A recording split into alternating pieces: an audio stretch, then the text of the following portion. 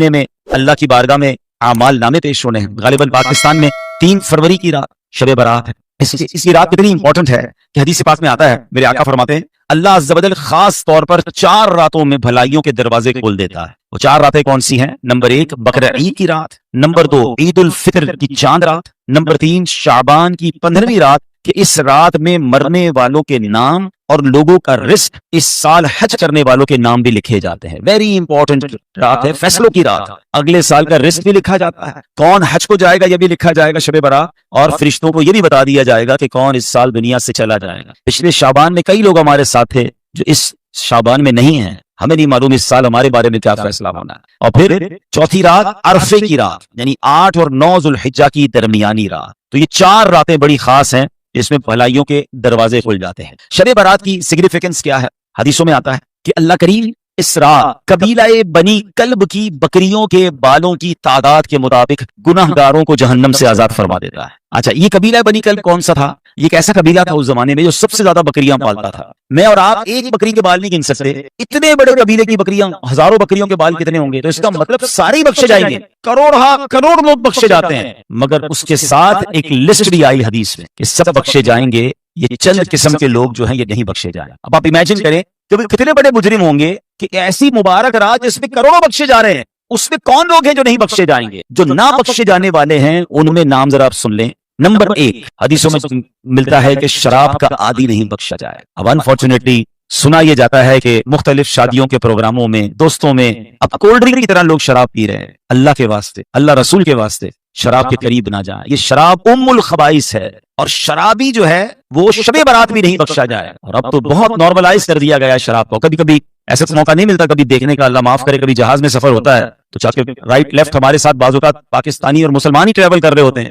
اور بندہ حیران ہو جاتا ہے کہ یار یہ ہمارے ساتھ بیٹھا ہوا مسلمان اور دھڑنے سے شراب پی رہا ہے, یعنی فری میں مل جائے تو جتنی پینی آپ پی لیں گے. اللہ اکبر. حالانکہ جہاز تو وہ سواری ہے کہ جس میں توبہ کر کے باوضو بیٹھنا چاہیے, کلمہ پڑھ کے بیٹھنا چاہیے کہ پتہ نہیں خیر سے پہنچوں گا یا نہیں, کچھ ہوا تو دنیا سے ہی چلا جاؤں گا. مگر شرم نہیں آتی, اور لوگ میں غیر مسلموں کو کیا کہوں, مسلمان پی رہے ہوتے. اللہ اکبر. حالانکہ یہ شراب وہ لعنت ہے. ویسے تو بہت سارے کبیرہ گناہ ہیں, علماء بیٹھے ہیں, شاید یہ ایک ہی گناہ ہے جس میں 10 قسم کے لوگوں پر لعنت فرمائی نبی پاک علیہ السلام نے. شراب پینے والا, پلانے والا, اٹھانے والا, خریدنے والا, بیچنے والا, لانے, یعنی کتنے قسم کے لوگوں پر لعنت فرمائی گئی, اور یہاں کسی کو پرواہ ہی نہیں ہے. ابھی نوجوان بیٹھے ہیں, بعض اوقات ان کو کہیں کہ بھائی یہ شراب کی محفلیں, بری محفلوں سے دور رہو, تو کہتے ہیں یار ہم شراب نہیں پیتے, دوست پیتے, ہم تو صرف بیٹھتے ہیں. ہم نشہ نہیں کرتے, دوست نشہ کرتے, ہم تو صرف کمپنی دیتے ہیں. کیا کریں آج کل؟ اچھا پھر بعض اوقات کچھ لوگ ملٹی نیشنل کمپنی یا کسی بڑی کمپنی میں کام کرتے ہیں, کیا کریں, آفیشیل میٹنگز ہوتی ہیں, جگہ جانا پڑتا ہے, جناب ہر طریقے کے لوگ ہوتے ہیں, ہم کو منع نہیں کر سکتے, ہم بیٹھتے ہیں. کیوں بیٹھتے ہیں ادھر؟ یعنی جہاں رب کی لعنت برس رہی ہے ہم بیٹھے ہیں. ابھی 4 5 6 سال پرانی تو بات ہے جب ہم سب نے کووڈ کو ایکسپیرینس کیا تھا.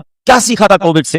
سوشل ڈسٹینس, کہ یار اس میں بخار آ رہا ہے, نزلہ آ رہا ہے, بندے سے ہی دور رہو, ہاتھ بھی نہیں ملاتے ایک دوسرے سے. یعنی وائرس سے بچنے کے لیے ڈسٹینس کر سکتے ہو, اللہ کی لعنت سے بچنے کے لیے ڈسٹینس نہیں کرنا ہے. نہیں میرے پیارے اسلامی بھائی, صحبت ہی بندے کو برا بناتی ہے. آپ کسی بھی شرابی, کسی بھی برے کام کرنے والے سے ملنے, پڑھے لکھے لوگ بیٹھے, کسی ہیروئنچی سے ملنے, جواری سے ملنے, کسی قاتل سے ملنے, چور سے ملنے, سوال کریں کدھر سے ملی یہ عادت, بتائیں کیا جواب دے گا؟ آپ کو جواب نہیں پتا ہے. وہی کہے گا دوستوں سے, کوئی بھی آپ کو نہیں کہے گا جناب میرے ایک برتھ ڈے تھی اور ابو بڑے خوش تھے اور میرے لیے جناب ابو چرس کا سگریٹ لے کے آئے, بیٹا آج سے شروع کر دے.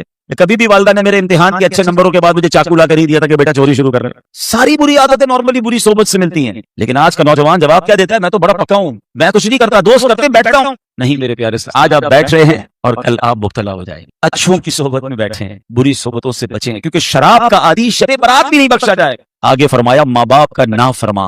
یہ کیسا گناہ ہے اور کتنا خطرناک گناہ ہے کہ تقریباً ہر وہ رات جس رات سب بخشے جاتے ہیں, یہ جن گناہ گاروں کے بارے میں آتا ہے یہ نہیں بخشے جائیں گے, ان میں آپ کو ہر لسٹ میں ماں باپ کا نافرمان ضرور ملے. یعنی اللہ کو کتنا سخت ناپسند ہے کہ جو بندہ اپنے ماں باپ کو ستاتا ہے. تو اے میرے پیارے اسلامی بھائیوں, پردے میں رہ کر سننے والی میری بہنوں, خدا کی قسم اگر آپ کے ماں باپ آپ کے پاس ہیں, یو آر سو لکی. اللہ اکبر. ماں باپ بھی ہوں اور شعبان بھی ہو, ماں باپ بھی گھر میں ہوں اور شب برات بھی ہو, ارے ماں باپ بھی ہو, رمضان بھی ہو, اور کیا چاہیے آپ کو؟ پوچھو ان سے جن کے ماں باپ چلے گئے, کتنا یاد آتے ہیں ہر بڑی رات کو کہ کاش ماں ہوتی تو آج دعا لیتا, والد ہوتے تو ان سے دعائیں لیتا, افطار میں ماں ہوتی تو ہم مل کے ماں کی آمین سنتے. ماں نہیں ہے اور رمضان ہے, ماں نہیں ہے اور شعبان ہے, مگر آپ کے پاس اگر ماں باپ ہے, قسم سے انہیں راضی کیجیے, انہیں ناراض مت کیجیے گا, ان کو دکھ نہ دیجیے. ایک اپنی زندگی کا نچوڑ بیان کر دیتا ہوں. زندگی میں ایک بات یاد رکھیے گا کہ جس سے اس کے ماں باپ راضی ہے نا, اس کو دنیا میں ترقی سے کوئی نہیں روک سکتا, اور جس سے اس کے ماں باپ ناراض ہیں, چاہے سارا زمانہ راضی ہے, اس کو بربادی سے کوئی نہیں روک سکتا. اور یہ حدیث پاک کے الفاظ ہیں کہ جس سے اس کے ماں باپ راضी उससे उसका रब राजी, जिससे उसके माँ बाप नाराज उससे उसका रब नाराज। प्लीज शबे बारात आ रही है, किसी भी वजह से अगर माँ बाप नाराज हैं, दिल दुखाया है, दूरी हो गई है, उनसे माफी मांग लें, क्योंकि शबे बारात सब बख्शे जाएंगे, माँ बाप का नाफरमान नहीं बख्शा जाए। आगे फरमाया रिश्तेदारी काटने वाला, कता ताल्लुक करने वाला। अब बैठे खानदान के लोग यहाँ पर छोटी छोटी बात पर खानदान तोड़ दिए, रिश्ते तोड़ दिए, जाना आना खत्म कर दिया। हम नहीं जाते फला चचा के घर, हम नहीं जाते फला मामू के घर। क्यों नहीं जाते भाई? उन्होंने दावत में नहीं बुलाया है, जैसे दावत दे दी थी वैसी दावत नहीं दी। घर गए तो अच्छे तरीके से बात नहीं की, इतनी छोटी बात पर रिश्ता खत्म कर दिया। भाई भाई से नहीं मिल रहा, मियाँ बीवी घर बैठे एक दूसरे से दूर, छोटी सी बात हो गई, थोड़ा सा मसला हो गया, कोई बात नहीं, गलती हुई, हमारा रिश्तेदार है, हमारा भाई है, हमारा मुसलमान है, मगर माफ करने के लिए तैयार नहीं है। ऐसे अजीब बात है, हम अल्लाह से माफी कैसे मांगते हैं? अल्लाह हमारे सारे गुनाह माफ कर दे, सगीरा भी माफ कर दे, कबीरा भी माफ कर दे। कभी हमने अल्लाह की बारगाह में ये अर्ज किया कि या अल्लाह तू हमारे सारे गुनाह माफ कर दे, मैंने किसी को माफ नहीं करना है। ये कैसी माफी है कि आप किसी को माफ करने के लिए तैयार नहीं, अल्लाह आपको सब सारे माफ कर दे। हम भी तो माफ करें ना।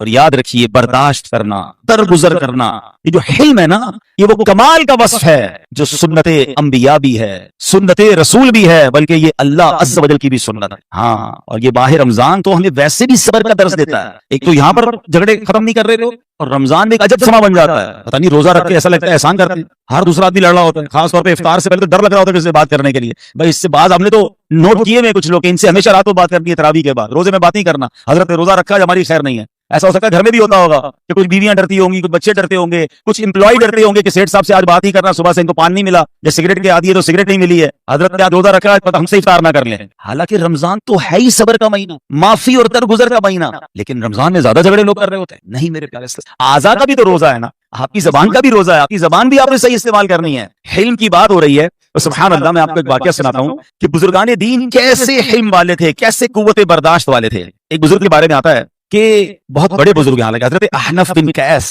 रज़ी अल्लाह अन्हु, ताबई बुजुर्ग हैं। ताबई वो होता है जैसे किसी साहबी का दीदार किया हो और उसका ईमान पर खात्मा हुआ हो, और ताबई भी जजती होता है। अब एक बार हम कहीं जा रहे थे तो किसी ने आपको गाली दे दी। अब जरा इमेजिन करें कि हम कहीं जा रहे हैं और हमें कोई गाली दे दे, हमारा क्या रिप्लाई होगा? ओए होए होए, अब तो जितनी गालियां याद है सारी उसको देनी है। मगर ये कैसे अजीम बुजुर्ग थे, खामोशी से चलते रहे। वो पीछे से गालियां देता रहा, आप चलते रहे। वो बहुत जोर जोर से गालियां देता रहा, आप चलते रहे। एक जगह आपने जब घर के इलाके के करीब पहुंचना, रुक गए और उस शख्स से कहते हैं भाई और भी बाकी रह गई तो दे दो, अपने मोहल्ले में जब मैं दाखिल होऊंगा ना तो अब वहां मेरे जानने वाले काफी होंगे, वो तुम्हारी गालियां सुनकर तुम्हें कोई नुकसान ना पहुंचा दें, तुमसे मेरी वजह से कोई झगड़ा ना करें, अगर कुछ और बाकी बच गया तो मुझे गालियां दे दो ताकि तुम्हें भी कोई तकलीफ ना पहुंचे। अब आप सोचिए उस बंदे को कितनी शर्मिंदगी हुई होगी, लेकिन ये था हमारे बुजुर्गों का हिल्म, ये था उनका बर्दाश्त। अच्छा, इसी तरह में अगर हम सबको एक नाज शरीफ बड़ी शौक से याद है, उसके अल्फाज भी याद है। सलाम उस पर के जिसने गालियां सुनकर दुआएं दी, सलाम उस पर के जिसने फूंके प्यासों को कबाएं दी। अच्छा, मैं आपसे पूछूं, हमने कितनी बार गाली सुनकर दुआ दी है?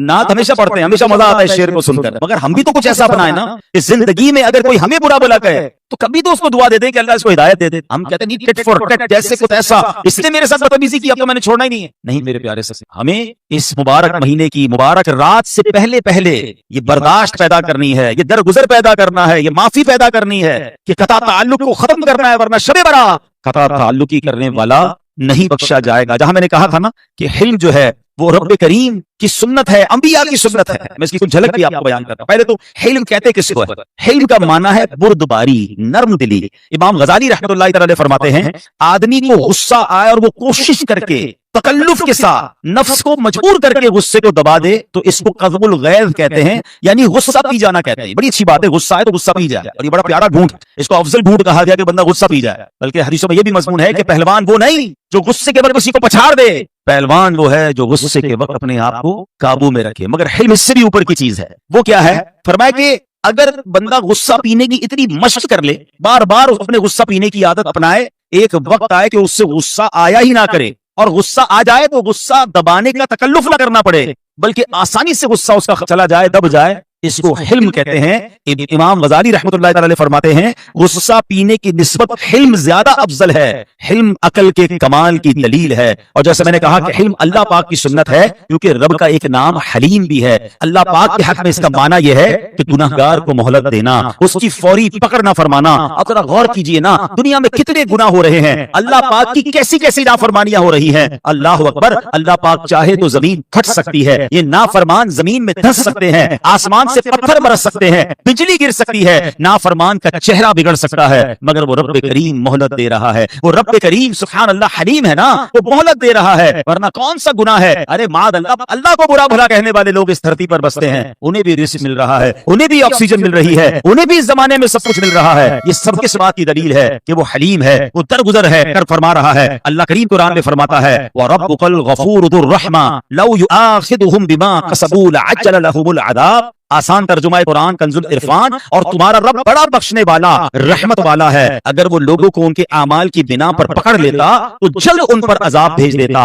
تفسیر قرآن صراط الجنان میں ہے. اس آیت میں اللہ پاک کی رحمت اور مہلت کا بیان ہے کہ وہ بڑا بخشنے والا ہے کہ کروڑوں گناہ کرنے کے بعد بھی اگر کوئی مغفرت کا دروازہ کھٹکھٹاتا ہے تو وہ بخش دیتا ہے. ساری زندگی میں گناہ کرنے کے باوجود بھی کوئی آخری زندگی کے دنوں میں بھی توبہ کر لیتا ہے, اللہ پاک اسے معاف کر دیتا ہے. یہ شان مغفرت بھی ہے, شان رحمت بھی ہے. اللہ اکبر, کیسا حلیم ہے میرا مولا. اب حلم سنت انبیاء بھی ہے. جتنے انبیاء اس دنیا میں آئے سب حلم والے تھے, برداشت والے تھے. لوگ گالیاں دیتے تھے, انبیاء برداشت کرتے تھے. لوگ تکلیفیں پہنچاتے تھے, انبیاء کرام علیہ السلام برداشت فرماتے تھے. بخاری شریف کی حدیث پاک میں ہے, نبی پاک علیہ السلام نے ایک نبی کا ذکر کرتے ہوئے فرمایا قوم نے انہیں شدید تکلیف پہنچائی, ان کی یہاں تک کہ ان سے خون بہنا شروع ہو گیا. اپنے چہرے سے خون پہنچتے جاتے تھے اور کہہ رہے تھے اے اللہ پاک میری قوم کو بخش دے, بے شک یہ نہیں جانتے. کیسے انبیاء تھے, اللہ اکبر. ذرا تھوڑا سا انبیاء کے بارے میں دو جملے سن